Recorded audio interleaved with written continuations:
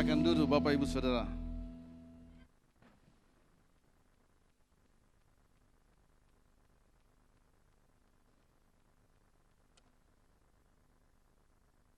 Shalom.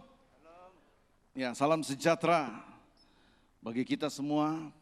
Pada malam hari ini kembali kita boleh ada di rumah Tuhan. Merupakan sebuah anugerah yang begitu besar bagi kita Bapak Ibu Saudara. Yang hari ini boleh ada di bait Tuhan. Kita boleh ada di dalam hadirat Tuhan. Dan tentunya kalau kita ada di hadirat Tuhan, kita akan menerima berkat-berkat Tuhan. Puji nama Tuhan, kita langsung membuka satu bagian firman Tuhan Bapak Ibu Saudara di dalam kitab Kejadian pasal 22. Kejadian pasal 22. Kita akan baca di dalam ayatnya yang ke-2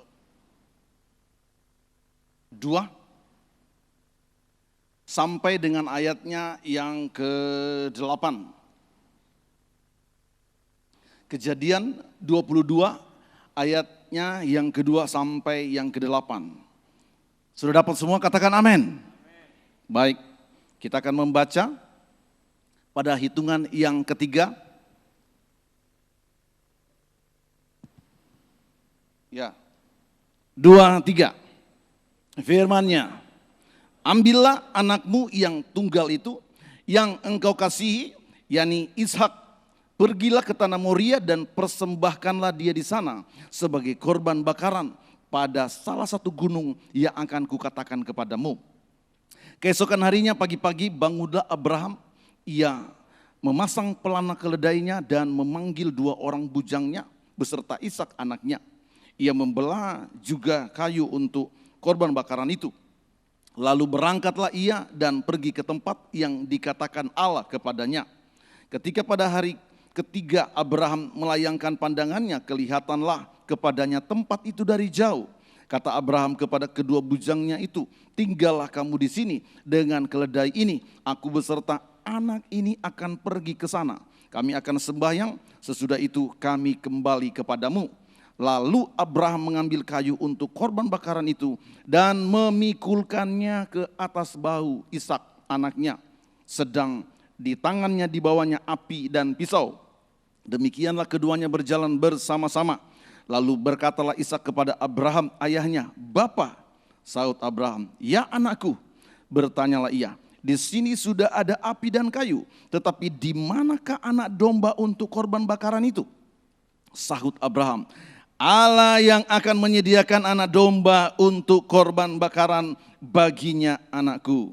Demikianlah keduanya berjalan bersama-sama. Bapak Ibu Saudaraku yang dikasihi dan diberkati Tuhan, malam hari ini kita akan menerima kebenaran firman Tuhan.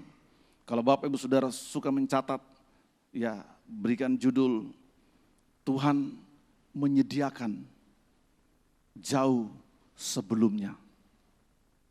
Tuhan menyediakan jauh sebelumnya. Nah, Bapak Ibu Saudara, tidak ada hal yang terjadi di dunia ini yang tidak diketahui oleh Tuhan. Tidak ada satu kejadian di bumi ini, baik yang menimpa hidup kita maupun hal-hal yang terjadi di sekeliling kita, yang terjadi kebetulan. Tidak ada hal yang dapat mengagetkan Tuhan. Kenapa? Karena semua yang terjadi di dunia ini, semua di dalam sepengetahuan Tuhan dan semua di dalam kontrol Tuhan. Tidak ada ayat mengatakan, maka kagetlah Tuhan. Apa ada ayat seperti itu? Tuhan kaget? Kalau manusia kaget, ya adalah hal yang normal. Bahkan selalu kaget. Kenapa? Ya, tidak siap menerima kabar-kabar yang kita tidak tahu sebelumnya kapan datang. Tapi Bapak Ibu Saudara, Tuhan tidak pernah kaget. Kenapa? Dia sudah tahu. Dari dulu, sekarang, bahkan sampai hal-hal yang akan datang yang masih tersembunyi di hadapan kita. dia sudah tahu. Kenapa? Karena Tuhan tidak berada di dalam zona waktu manusia. Tuhan tidak berada di dalam zona waktu manusia. Tuhan berada di luar zona waktu. Kenapa dia berada di luar zona waktu? Karena Tuhan menciptakan waktu.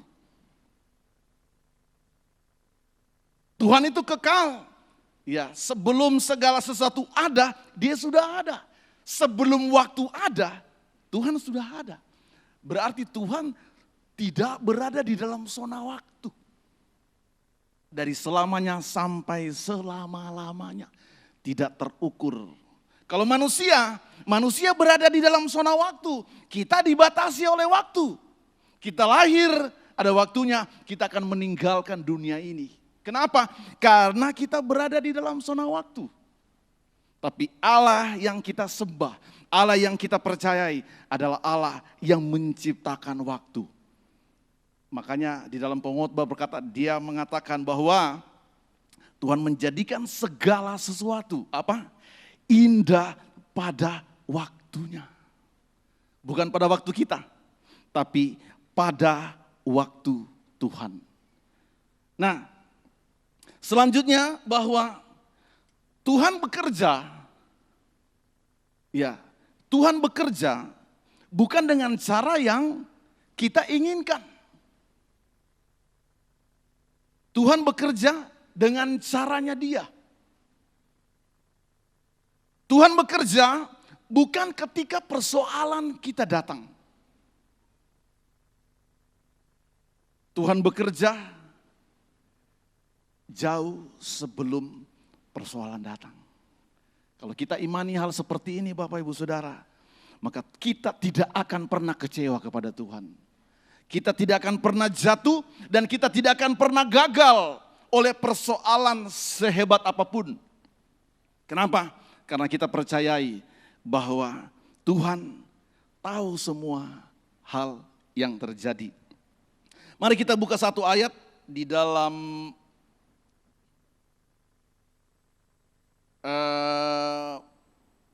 satu waktu Tuhan ketika dia bertemu pertama kali dalam penginjilan mencari murid-murid, dia bertemu dengan salah seorang. Kita baca di dalam Yohanes 1. Yohanes pasal 1. Ayatnya yang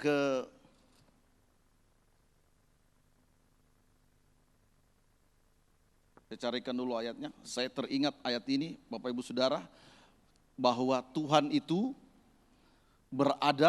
tidak berada di dalam zona waktu manusia. Dia sudah tahu apa yang terjadi. Di dalam Yohanes pasal 1 ayatnya yang ke-42. Ia membawanya kepada Yesus. Yesus memandang dia dan berkata, "Engkau Simon, anak Yohanes, engkau akan dinamakan Kefas," artinya Petrus. Terus pada keesokan harinya, Yesus memutuskan untuk berangkat ke Galilea. Ia bertemu dengan Filipus dan berkata kepadanya, "Ikutlah aku." Filipus itu berasal dari Betsaida, kota Andreas dan Petrus.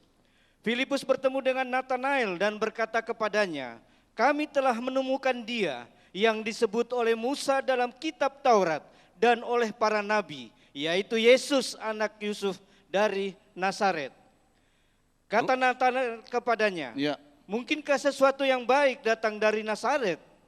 Kata Filipus kepadanya, "Mari dan lihatlah." Yesus melihat Natanael datang kepadanya, lalu berkata tentang dia, "Lihatlah, inilah seorang Israel sejati, tidak ada kepalsuan di dalamnya." Tidak ada kepalsuan di dalamnya. Tuhan ketika bertemu dengan Natanael dia katakan, "Lihat, inilah seorang Israel sejati, tidak ada kepalsuan di dalamnya."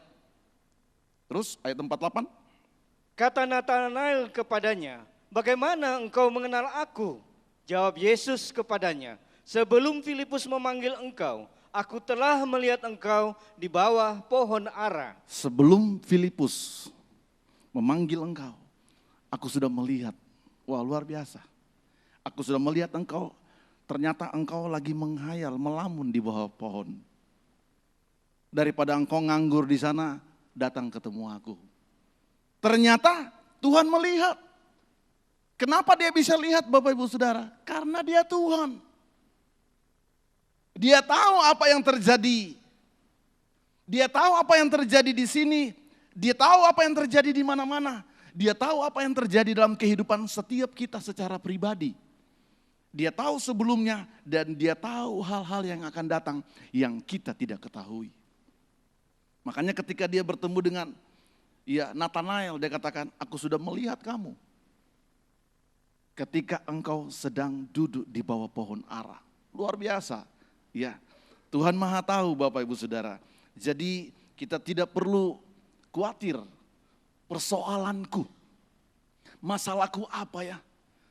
Kira-kira Tuhan tahu masalahku? Tuhan tahu. Tuhan tahu setiap persoalan kita. Iya, kadang-kala Tuhan membiarkan kita mengalami masalah dan kita tidak mengerti kenapa bisa terjadi. Saya ingin mengatakan bahwa kadang-kala Tuhan mengizinkan dalam setiap kehidupan kita mengalami persoalan-persoalan yang membuat kita tidak mengerti. Kok bisa terjadi begini ya? Saya sudah taat, saya sudah sungguh-sungguh mengikuti Tuhan. Kok terjadi masalah persoalan ini? Saya tidak paham, saya tidak mengerti. Abraham kalau dia tidak mau mengerti, Bapak Ibu Saudara, bisa jadi. Ayat yang kita baca tadi di dalam Kejadian mengatakan bahwa Abraham disuruh membawa anaknya. Kemana? Naik ke atas bukit untuk apa? Untuk dikorbankan. Nah, janji Tuhan kepada Abraham, melalui anakmu engkau akan diberkati. Aku akan memberkati keturunanmu. Dan lewat Ishak akan melahirkan bangsa-bangsa. Tapi kok sekarang perintah Tuhan harus dikorbankan. Dibawa ke atas bukit untuk menjadi korban bakaran. Ya, kita membayangkan, Bapak Ibu Saudara, coba kita membayangkan bagaimana hati Abraham ketika dia sedang menuju ke bukit itu. Anaknya Ishak waktu itu, anak kesayangannya, mungkin baru berumur belasan tahun, mungkin sekitar 13 tahun. Ya, Abraham tidak bisa memikul kayu bakar itu. Kenapa? Karena memang dia sudah lanjut usianya. Waktu janji Tuhan datang kepada dia itu umur 90 tahun. Dan ketika dia pergi menuju ke Bukit Moria, kira-kira umurnya sudah 100 tahun lebih. Dia tidak bisa lagi memikul kayu bakar itu. Makanya Alkitab mengatakan di dalam Kejadian bahwa dia meletakkan kayu bakar itu di atas bahu Ishak anaknya. Kenapa? Karena dia sudah tua, sudah usur. 100 tahun mau naik gunung, belum lagi mau memikul. Dia serahkan kepada anaknya untuk dia pikul. Nah, kita bayangkan bagaimana perasaan Abraham ketika siapa? Coba kita kembali ke dalam ayatnya yang tadi. Ya. Silakan Pak, Kejadian tadi tentang Abraham. Ayat 2. Iya. Firman-Nya, ambillah anakmu yang tunggal itu, yang engkau kasih, yakni Ishak. Coba ayatnya yang ke-5. Kata Abraham kepada kedua bujangnya itu, tinggallah kamu di sini dengan keledai ini. Ya. Aku beserta anak ini akan pergi ke sana. Ya, kami akan sembahyang, sesudah itu kami kembali kepadamu. Ayat 6. Lalu Abraham mengambil kayu untuk korban bakaran itu. Ya. Dan memikulnya ke atas bahu Ishak. Memikulkannya ke atas bahu Ishak. Kenapa? Karena sudah tidak mampu untuk mengikul kayu bakar itu. Dia sudah tua, apalagi mau naik bukit. Terus? Anaknya sedang di tangan di bawahnya api dan pisau. Ya, dia tinggal di bawah pisau dan api untuk membakar kayu bakar nanti. Terus? Demikianlah keduanya berjalan bersama-sama. Ayat selanjutnya. Lalu berkatalah Ishak kepada Abraham, ayahnya, Bapa, sahut Abraham, ya anakku, bertanyalah ia. Di sini sudah ada api dan kayu. Di sini sudah ada api dan kayu. Bagaimana perasaan Abraham waktu anaknya berkata di sini sudah ada api dan kayu. Terus? Tetapi di manakah anak domba untuk korban bakaran itu? Di mana anak domba untuk korban bakaran? Tidak ada. Abraham tidak bawa korban bakaran. Ishak pun demikian, Bapak Ibu Saudara. Kita bisa membayangkan bagaimana hati Abraham ketika anaknya bertanya seperti itu. Abraham tidak menyampaikan kepada Ishak bahwa engkaulah sebetulnya korban bakarannya. Selanjutnya, Pak. Sahut Abraham, iya, Allah yang akan menyediakan anak domba untuk korban bakaran baginya. Dia mengatakan Allah lah yang akan menyediakan. Ya, begitu hebat iman daripada Abraham. Dia mengatakan Allah yang akan menyediakan, padahal ini perkataan menghibur saja kepada anaknya. Dia tidak tahu bahwa sebentar dialah yang akan naik di atas mezbah untuk dikorbankan. Terus? Demikianlah keduanya berjalan bersama-sama. Ya, lanjut. Sampailah mereka ke tempat yang dikatakan Allah kepadanya. Ya. Lalu Abraham mendirikan mezbah di situ. Disusunnyalah kayu, diikatnya Ishak anaknya itu. Diikatnyalah Ishak. Tidak ada korban. Yang harus jadi korban Ishak. Makanya waktu Ishak bertanya mana, sebetulnya hati Abraham itu sementara hancur. Teriris-iris. Kenapa? Anaknya yang paling dia kasihi bertanya seperti itu. Dia tidak tahu bahwa sebetulnya dialah yang akan dikorbankan. Makanya ketika sampai Abraham sudah membangun mezbah, dia mendirikan kayu bakar dan Alkitab mengatakan dia mengikat karena belum ada dombanya. Iya, belum ada Bapak Ibu Saudara. Sekarang kita mungkin bisa merenungkan, kira-kira pada saat itu ketika Ishak diikat, apakah dia tidak melawan? Apakah dia tidak memberontak? Dia tidak merontak, kok ayah kejam sekali, kenapa saya yang diikat? Kalau dia mau melawan bisa Bapak Ibu Saudara. Ishak pada waktu itu remaja, umur 13-14 tahun itu sudah kuat. Anak-anak SMP begitu. Ya, coba kita sendiri bisa mengikat anak SMP laki-laki. Kadangkala anak kecil saja yang umur 5-6 tahun kita mau kejar susah banget. Iya, kita datang ke sini dilari ke sana. Ya harus beberapa orang baru bisa tangkap. Apalagi ini anak SMP, laki-laki. Dan yang harus mengikatnya orang yang sudah tua umur 100 tahun lebih. Kira-kira mudah enggak? Kita bisa membayangkan, pasti paling tidak Ishak itu meronta-ronta. Kenapa saya diikat? Kalau dia bisa meronta, dia bisa meronta. Tidak gampang. Kalau dia bisa melawan, apakah Ishak berkata atau dia mengatakan, oh tidak ada korbannya ya. Iya kalau begitu potong saja saya. Apakah Ishak berkata seperti itu? Tidak Bapak Ibu Saudara.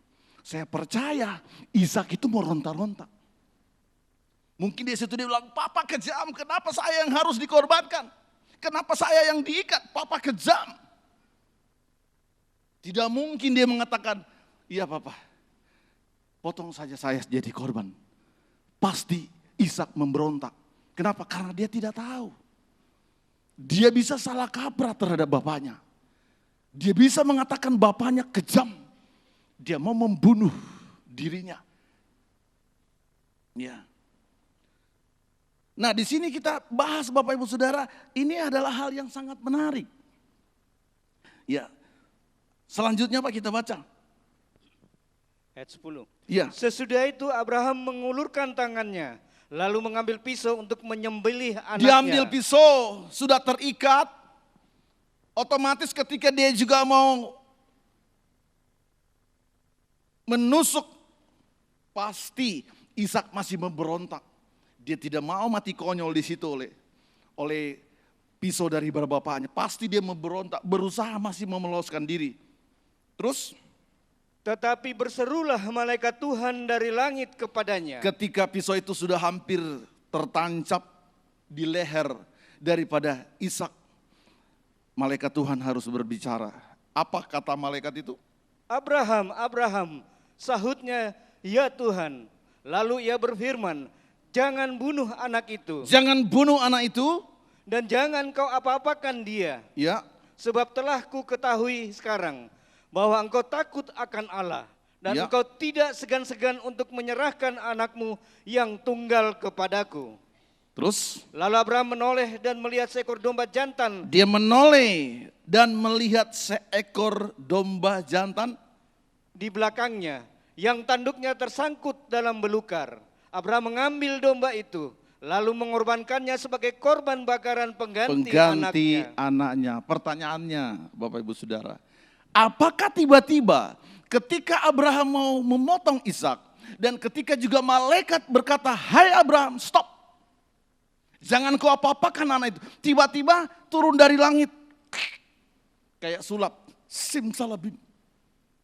Tiba-tiba muncul domba jantan di situ, tersangkut tanduknya dengan akar atau semak belukar. Apakah tiba-tiba seperti itu?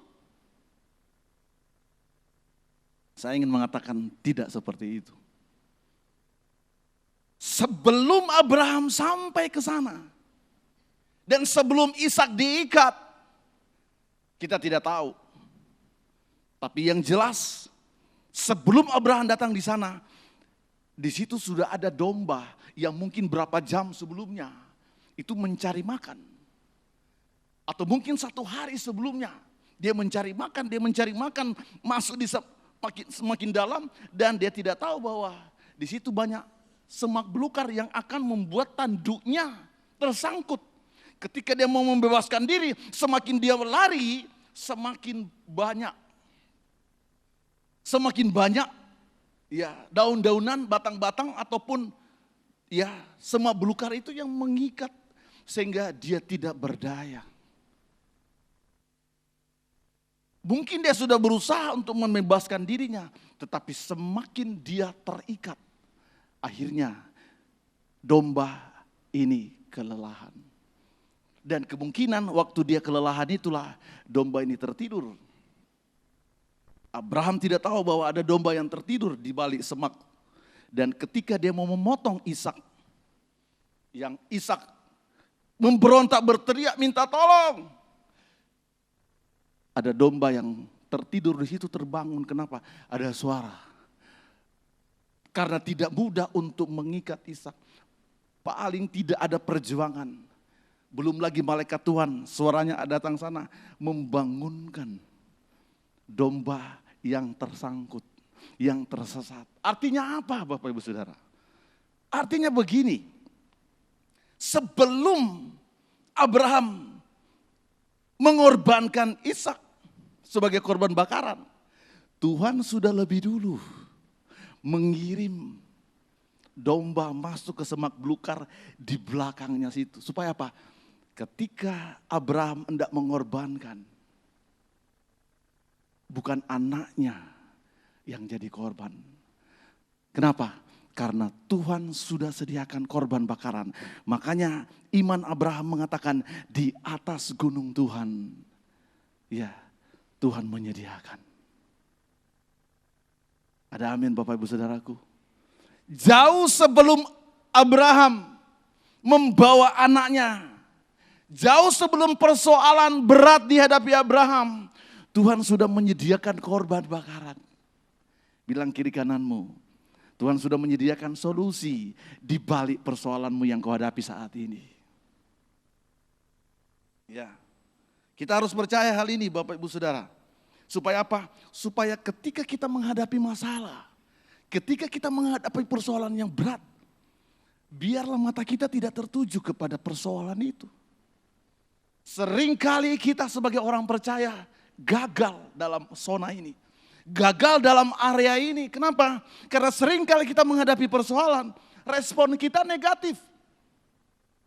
Mata kita tertuju kepada persoalan ini. Persoalan yang kita hadapi, kita bilang, waduh Tuhan besar sekali, berat sekali masalahku. Kita lupa bahwa Tuhan berkata, pencobaan-pencobaan yang kamu alami adalah pencobaan yang biasa yang tidak melebihi kekuatanmu. Kenapa? Karena kita fokus kepada persoalan. Kita lupa bahwa di balik persoalan Tuhan sudah sediakan jalan keluar. Ada amin. Mari beri tepuk tangan yang terbaik bagi Tuhan. Ya. Olehnya Bapak Ibu Saudara jangan pernah ragu. Ya, jangan pernah ragu ya oleh karena kebaikan Tuhan. Jangan pernah ragu oleh ya janji Tuhan.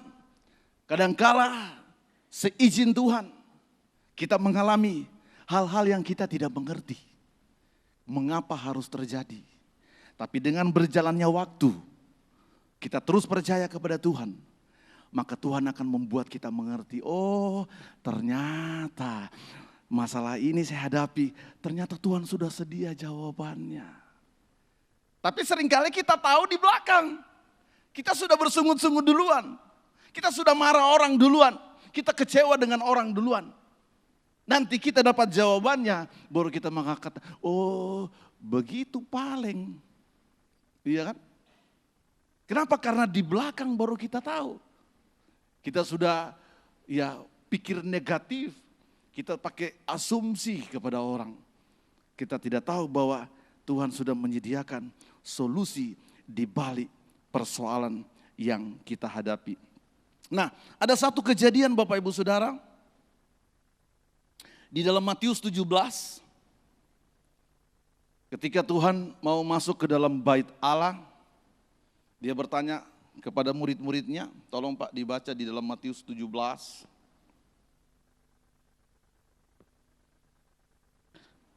Ayatnya yang ke-26. Jawab Petrus, dari orang asing.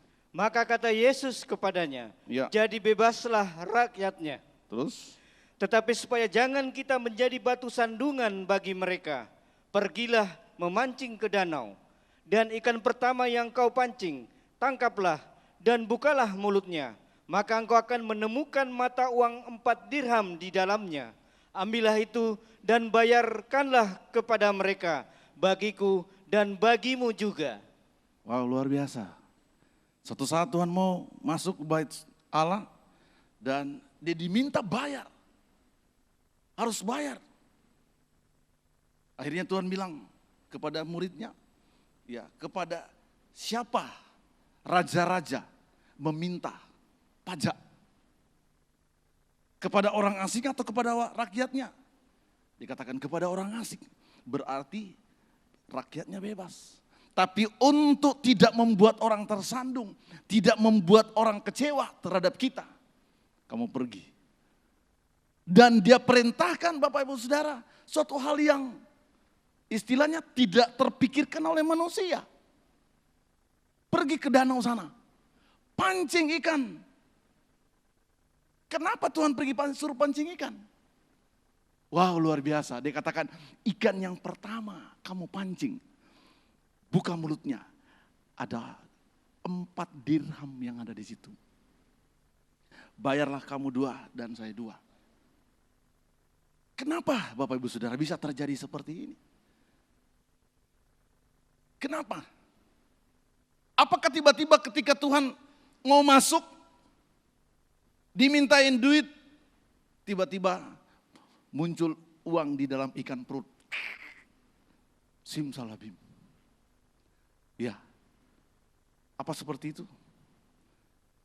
Kejadiannya kita bisa membayangkan Bapak Ibu Saudara. Ya, mungkin pada saat ada orang jalan-jalan di pinggir danau, ya, uangnya jatuh. Dan ada ikan di situ, dia pikir makanan, dia tangkap. Karena tidak mungkin itu malaikat yang kasih masuk. Mana itu ikannya? Coba kasih, buka mulut. Ini uang pasti orang punya. Dan jatuh, ditelan oleh ikan ini. Sampai hal sekecil itu Tuhan tahu. Sampai hal sekecil bahwa ada ikan yang menelan duit orang, dia tahu. Makanya dia katakan ke danau sana. Ikan pertama. Dan tidak tahu apakah juga nanti ikan yang dipancing itu ikan kesekian. Tiba-tiba Tuhan bilang, ikan yang pertama, betapa hebat Tuhan. Sampai orang punya uang jatuh ke danau, dia tahu dan ada yang makan, ikan yang makan. Jadi apa yang kita perlu ragukan dengan Tuhan gitu? Sebelum Tuhan dimintai uang sebagai biaya, Ternyata Tuhan sudah menyediakan lewat ikan. Betapa dahsyatnya Tuhan kita, Bapak Ibu Saudara. Satu saat, ya, Simson ketika dia berada dalam suatu tekanan, dia berada di dalam saat yang begitu genting, dia dikepung. Mari kita baca di dalam Hakim-Hakim 15. Silakan Pak. Hakim-Hakim 15 ayat 15. Kemudian ia menemui sebuah tulang rahang keledai yang masih baru. Ya. Diulurkannya tangannya, dipungutnya, dan dipukulnya mati 1000 orang dengan tulang itu. Terus? Berkatalah Simson, ya, dengan rahang keledai bangsa keledai itu kuhajar, dengan rahang keledai 1000 orang kupukul. Nah, singkat cerita Bapak Ibu Saudara, Simson terdesak di Lehi. Dia tidak bisa kemana-mana. Dia terkepung. Dia mau ke belakang. Ada jurang. Yang dia harus hadapi ada 1000 tentara. Siapa yang bisa melawan 1000 orang? Tidak ada. Ya, 1000 orang. Dan Alkitab mengatakan dia menemui atau dia menemukan rahang keledai. Dan ketika dia mengambil rahang keledai, dia pakai menjadi senjata. 1000 tentara dia pukul. Oleh karena apa? Ada rahang keledai. Apakah ketika Simson berada dalam tekanan, terdesak tidak bisa buat apa-apa, tiba-tiba rahang keledai jatuh dari langit? Sebelum Simson terdesak, harus Tuhan membuat ada seekor keledai harus mati di tempat itu. Untuk menjadi dari keledai menjadi rahangnya saja, itu tidak membutuhkan waktu yang tidak singkat. Mungkin di situ pertama-tama keledai lewat di situ, dia diterkam oleh binatang buas, dimakanlah, ya. Dan yang sisa tinggal tengkoraknya. Berapa lama kemudian tinggal rahangnya. Akhirnya apa? Dengan rahang itu. Artinya apa? Membutuhkan waktu yang cukup lama. Bisa berminggu-minggu. Bisa berbulan-bulan. Sebelum Simson terdesak di Lehi, Tuhan sudah mengirimkan senjata ke tempat itu. Betapa hebat rencana Tuhan. Jauh sebelum persoalan yang Anda hadapi saat ini, saya ingin mengatakan Tuhan sudah siapkan solusinya. Manusia bekerja ketika persoalan datang. Manusia berusaha untuk mencari jalan keluar, dia bekerja keras. Ketika persoalan datang menghimpitnya. Tapi saya ingin mengatakan Tuhan tidak bekerja seperti itu. Tuhan tidak bekerja ketika persoalanmu datang. Tapi dia bekerja jauh sebelum persoalanmu datang. Satu saat Yunus ketika dia diperintahkan untuk pergi ke Niniwe, dia melarikan diri dan dia pergi ke Tarsis. Dalam perjalanannya untuk ke Tarsis, dia menemukan kapal, dia mendapatkan tiket. Dan dia mengatakan dalam hatinya, wah berarti tanda-tanda ini Tuhan membuka jalan bagi saya. Tidak selamanya, ya jalan yang di depan kita terbuka itu adalah jalan Tuhan. Dia melihat ada kapal dan dia mendapatkan tiket. Ternyata dia naik kapal itu untuk jauh meninggalkan Tuhan. Apa yang terjadi? Bisakah seseorang meninggalkan Tuhan? Tidak bisa Bapak Ibu Saudara. Alkitab mengatakan bahwa kapal itu digoncang-goncang. Baik oleh angin maupun gelombang.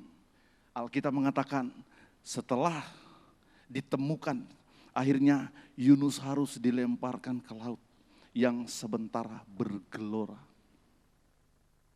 Pertanyaannya Bapak Ibu Saudara, apakah ketika Yunus dibuang ke dalam laut, ikan itu jauh? Kurang lebih ada 10 mil dari situ? Kalau ikan itu jauh ada 10 mil,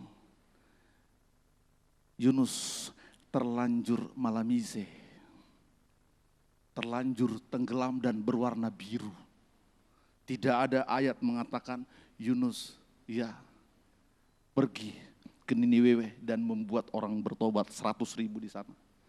Saya percaya bahwa ketika laut sementara menggelora, ketika perahu itu sementara diombang-ambing ke sana kemari, ada ikan yang besar sementara ikut di bawah. Ikut kemana perahu ini pergi, ikut kemana ini kapal. Dia parkir di situ. Dan ketika Yunus dibuang langsung masuk, zep. Iya kan? Tuhan sudah sediakan tim SAR bagi Yunus masuk dalam kapal selam. Sebab kalau kapal selamnya jauh, wah sudah Yunus mati tenggelam. Sehebat-hebatnya orang berenang, kalau dia di tengah laut dan bergelombang pasti tinggal nama deh, pasti. Biar perenang olimpiade kalau kirim di tengah laut, lemparkan, tinggalkan, pasti tinggal nama. Apalagi Yunus yang belum tahu apakah dia bisa berenang atau tidak. Tapi yang jelas ikan itu sudah siap menelan. Tuhan menyediakan ikan besar sebelum Yunus dilemparkan masuk ke dalam laut. Ada orang mengatakan, karena kekerasan hati Yunus, maka dia ditelan ikan. Bukan Bapak Ibu Saudara. Ikan datang bukan penghukuman dari Tuhan. Pertolongan dari Tuhan. Kalau Tuhan tidak mau tolong, Tuhan usir itu ikan. Kamu jangan dekat. Biar Yunus tenggelam di situ mampus. Dengan Tuhan mengasihi Yunus. Ya, Tuhan menyuruh, cepat. Standby. Pas lompat, selam. Betapa baiknya Tuhan Bapak Ibu Saudara. Ada amin. Percaya, beri tepuk tangan yang terbaik bagi Tuhan. Ya. Jangan sampai ketika kita menghadapi persoalan, respon kita negatif. Seringkali kita hadapi seperti ini. Ya. Seharusnya kalau kita dapat masalah, ya bukan karena masalah yang kita buat, ya. Artinya masalah yang kita hadapi bukan karena kita yang bikin gitu. Kita jadi dapat masalah karena kesalahan orang. Ya, tidak usah khawatir. Ketika engkau menghadapi persoalan itu, katakan, wah kemuliaan apa yang saya akan dapat ini. Berkat apa yang saya akan dapat di balik persoalan ini. Asalkan bukan persoalan-persoalan yang engkau buat sendiri. Kalau kita salah sendiri ya tanggung resiko. Tapi kalau kesalahan, persoalan yang kita hadapi oleh karena bukan salah kita, langsung katakan ada kemuliaan yang Tuhan sudah siapkan di balik persoalan yang saya hadapi saat ini. Ada berkat yang akan menyusul ketika persoalan ini saya alami. Satu saat Bapak Ibu Saudara, ya saya bersama istri ketika pelayanan di daerah, saya mengunjungi satu kota di mana di sana juga ada gereja Petra. Kurang lebih perjalanan 1,5 jam. 1,5 jam. Dalam menuju perjalanan itu saya berdoa, Tuhan saya mau ke cabang ini. Tuhan sertai perjalananku, kendaraan yang saya gunakan, dan biarlah urusanku tujuannya itu tercapai. Dalam perjalanan menuju ke tempat itu, perjalanannya 1,5 jam. Tiba-tiba dalam perjalanan itu ban kempes. Waduh kempes. Kami singgah. Untung tidak jauh dari situ ada pres ban. Kami bawa kendaraan itu dan diperiksalah. Tampal ban bilang bocor Pak. Oke tampal. Jadi kita tunggu ditampal lagi di apa itu ya digosok-gosok pakai pokoknya ya semacam begitulah. Akhirnya jadi kami di situ menunggu kurang lebih 1/2 jam. 1/2 jam, waduh saya bilang 1/2 jam kita punya waktu terbuang percuma. Setelah itu sudah beres jalan lagi. Dekat tujuan kurang lebih ada 1-2 kilo. Kempes lagi. Aduh bagaimana nih saya mulai, Tuhan kok bisa begini. Tadi kita datang ke sini Tuhan berdoa loh. Tidak asal jalan, kami berdoa. Kempes lagi. Bawa lagi ke tempat tambal ban, diperiksa, ya bocor yang sama. Jadi ditampal di bocor yang sama. Tertunda lagi setengah jam, 1 jam kami harus terlambat tiba di tujuan untuk bertemu salah seorang gembala Petra di suatu kota. Ketika tiba di sana, saya ke pastori, saya tidak ketemu dengan gembalanya.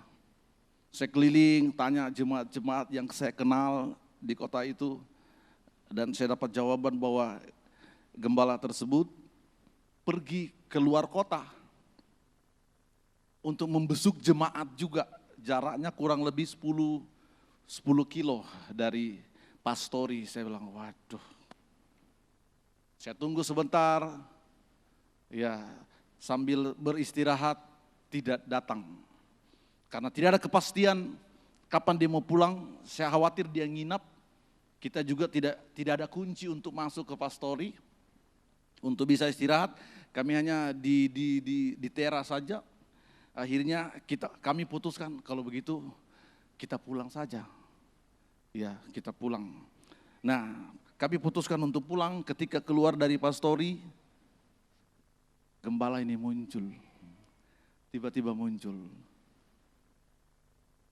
Waktu muncul saya ketemu Bapak Ibu Saudara, langsung Tuhan ingatkan saya.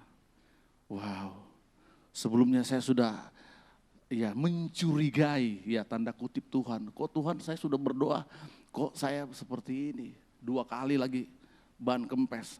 Ketika saya ketemu, waktu mau pulang, saya keluar dia datang. Jadi berpapasan di jalan itu. Di situ Tuhan kasih ingat. Tuhan baik. Kenapa? Kalau tidak kempes 2 kali, maka saya datang lebih dulu 1 jam yang lalu. Iya kan? Saya akan tidak tahan menunggu lama-lama dan pasti saya pulang. Dan urusan tidak kelar. Tuhan, saya percaya, membuat kendaraan itu kempes 2 kali supaya saya terlambat 1 jam. Supaya apa? Supaya saya ketemu. Bisa paham sampai di sini? Kadangkala seperti itu jalan-jalan Tuhan. Kita sudah berdoa, tapi kita tidak mendapatkan jawaban doa pada saat itu. Tuhan mau untuk apa? Untuk kita bisa melihat bahwa setiap persoalan, setiap doa yang kita naikkan Tuhan dengar. Tapi jawabannya tidak langsung. Bisa ya, bisa tunggu dulu, bisa nanti saja.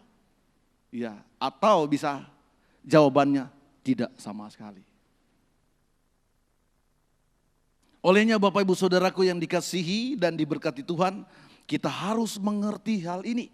Ya, supaya ketika kita menghadapi masalah, ketika kita menghadapi persoalan, kita tahu bahwa itu adalah bagian daripada rencana Tuhan. Bangsa Israel ketika mereka di pembuangan, mereka menghadapi satu persoalan yang berat.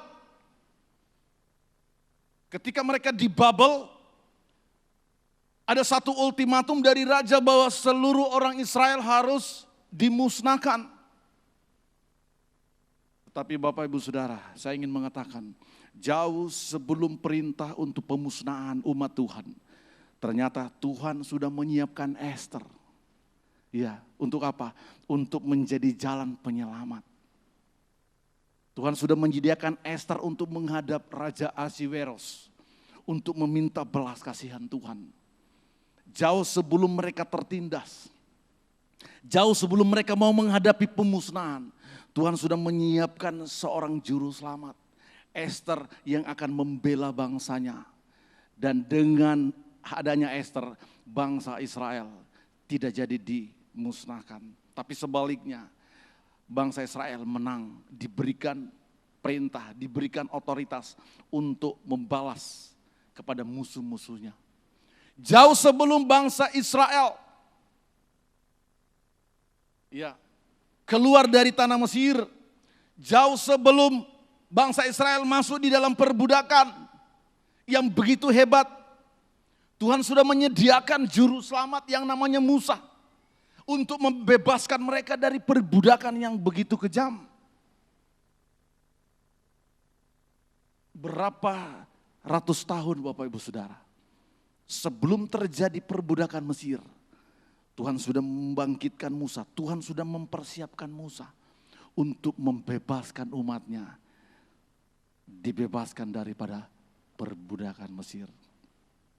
Satu ayat waktu berjalan terus, ya,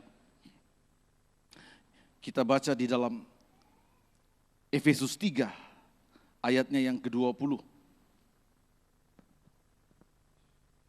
Bagi dialah yang dapat melakukan jauh lebih banyak daripada yang kita doakan atau pikirkan, seperti yang ternyata dari kuasa yang bekerja di dalam kita. Ya, bagi dialah. Siapa itu? Tuhan yang dapat melakukan jauh lebih banyak daripada apa yang kita doakan. Sering kita berdoa, Tuhan ini persoalanku, ini masalahku. Padahal Tuhan sudah persiapkan semua jawabannya.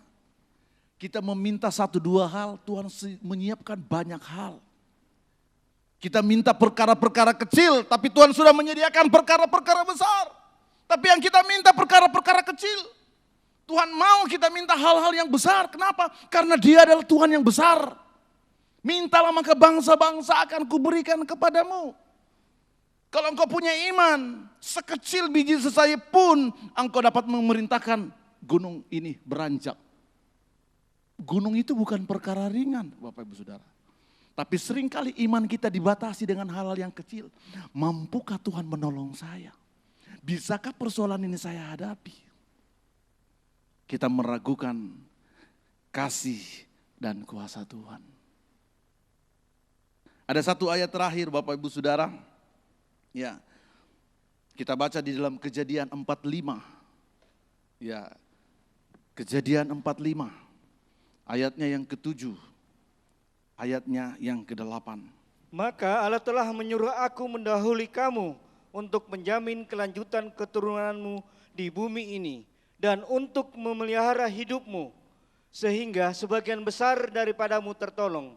Jadi bukanlah kamu yang menyuruh aku ke sini, tetapi Allah, Dialah yang telah menempatkan aku sebagai bapa bagi Firaun dan tuan atas seluruh istananya dan sebagai kuasa atas seluruh tanah Mesir. Kesimpulannya Bapak Ibu Saudara bahwa Tuhan tahu akan ada sebuah kelaparan yang besar yang akan melanda seluruh bumi. Tetapi sebelum kelaparan itu terjadi, Tuhan sudah mengutus Yusuf. Mengutus Yusuf. Pada saat kelaparan terjadi, Yusuf diangkat menjadi Perdana Menteri. Wow, betapa hebat rancangan Tuhan. Sebelum persoalan dihadapi oleh saudara-saudara Yusuf, sebelum bangsanya akan mati kelaparan, ternyata Tuhan sudah mengutus Yusuf ke Mesir untuk menjadi seorang penguasa. Dan ketika dia bertemu dengan saudara-saudaranya, ya, Kejadian 50 ayat 20 Pak. Memang kamu telah mereka-rekakan yang jahat terhadap aku. Ya. Tetapi Allah telah mereka-rekakannya untuk kebaikan. Allah mereka-rekakannya untuk kebaikan. Terus? Dengan maksud melakukan seperti yang terjadi sekarang ini, yakni memelihara hidup suatu bangsa yang besar. Jadi Bapak Ibu Saudara, Yusuf mengerti, dia tidak membiarkan hatinya itu kepahitan. Dia tidak membiarkan hatinya dikuasai dengan kebencian. Karena dia tahu bahwa pembuangan yang dialami oleh saudara-saudaranya, ya ternyata untuk membuat dia jalan lebih dulu menuju ke Mesir menjadi seorang penguasa. Dia mengerti kehendak Tuhan. Makanya ketika dia bertemu dengan saudara-saudaranya, hati Yusuf tidak ada kepahitan. Hati Yusuf tidak ada dendam, tidak ada sakit hati, tidak ada kebencian untuk balas dendam. Seringkali kita menghadapi masalah persoalan, mungkin kita di atas angin dan musuh kita sebentar dalam masalah. Dan kita mengatakan, nah rasa kok, sini kamu, sekarang waktunya saya balas dendam. Iya kan? Kalau dulu kau bikin begini sama saya, sekarang waktunya. Yesus tahu proses yang dialami melalui saudara-saudaranya adalah jalan menuju kepada kemuliaan. Ada amin Bapak Ibu Saudara? Apa persoalan yang engkau hadapi? Ada masalahmu yang belum selesai. Percaya, setelah firman ini engkau dengar, engkau tidak perlu khawatir lagi. Engkau tidak perlu ragu lagi. Engkau tidak perlu bersungut-sungut lagi. Karena Tuhan yang lebih besar daripada persoalanmu akan memberikan solusi daripada setiap persoalanmu. Jauh sebelum engkau hadapi masalah. Di depan kita ada roti dan anggur. Tubuh dan darah Tuhan. Sebelum kita didakwa oleh iblis. Tuhan sudah menyiapkan tubuh dan darahnya. Supaya ketika kita didakwa oleh iblis, kita mengatakan, aku sudah menjadi milik Tuhan. Tuhan sudah mati bagiku. Darahnya sudah menebus dosaku. Aku sudah dibebaskan. Iblis, engkau kalah, engkau pergi, aku menang. Kenapa? Karena Tuhan sudah membayarnya 2000 tahun yang lalu. Ada amin Bapak Ibu Saudara. Saudara diberkati. Mari kita bangkit berdiri. Oh haleluya. Glory haleluya. Terima kasih Tuhan buat kebenaran firman-Mu. Glory haleluya. Kita angkat satu pujian. Saat tiada jalan, hadapi persoalan.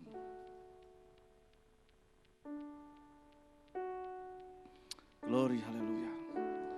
Tetap di dalam hadirat Tuhan, kita merenungkan firman Tuhan yang kita dengar. Bahwa Tuhan tidak bekerja ketika engkau menghadapi masalah. Tapi Tuhan bekerja jauh sebelum engkau hadapi masalah. Dia sudah sediakan solusinya. Percayai ini Bapak Ibu Saudara.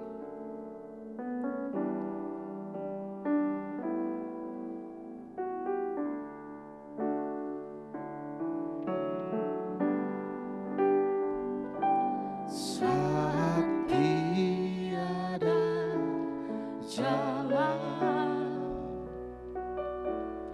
hadapi persoalan.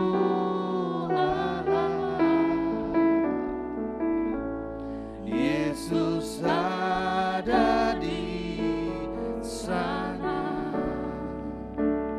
dan memberiku jawaban. Akhirnya kenyataan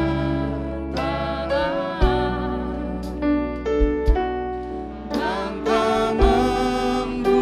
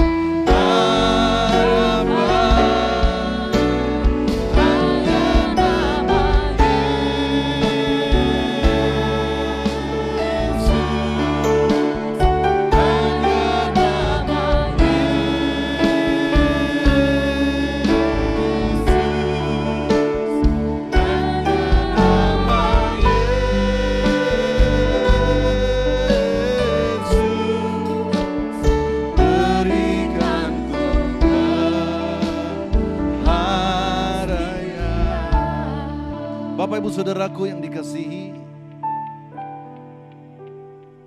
saya percaya ada persoalan, ada masalah yang engkau hadapi saat ini. Apapun persoalan itu. Mungkin engkau berkata, Tuhan ini masalahku. Mungkin orang tua mengatakan, Tuhan anak-anakku kok saya sudah berdoa, tapi kok kelihatannya dia masih nakal begitu. Mungkin kau bertanya dan berkata kepada Tuhan, Tuhan saya sudah setia. Tapi kenapa kekasih saya meninggalkan saya? Mungkin dalam usaha pekerjaan engkau sudah sungguh-sungguh banting tulang. Dan engkau melihat belum ada tanda-tanda.